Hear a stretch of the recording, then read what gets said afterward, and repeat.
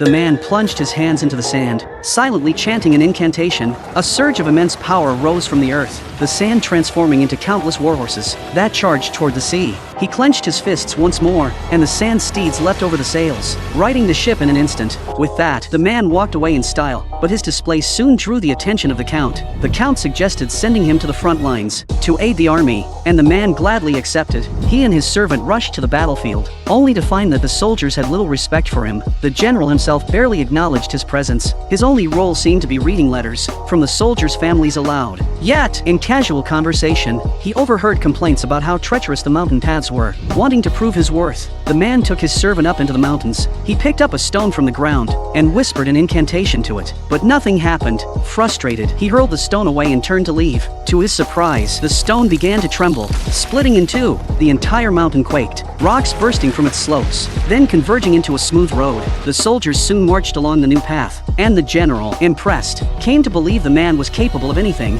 One day, the general ordered him to move an entire forest. The man objected, explaining that unlike stone, trees possessed their own consciousness, and shifting them would be far more difficult. But the general was insistent, leaving the man with no choice. The next day, he sought out the oldest tree in the forest. Placing his hand upon its bark, he closed his eyes and chanted, attempting to relocate the woodland with magic. Yet the ancient tree refused. A chorus of voices rose in protest from the forest itself, leaving the soldiers stunned. The cries of the trees alerted the enemy, who immediately opened fire. Bullets rained down, and the soldiers returned fire in a chaotic exchange. As the situation grew dire, the captain still urged the man to continue casting his spell. But then, the enemy aimed their cannons. A shell came hurtling toward them. At the last second, the servant shoved the man out of the way, taking the blast himself.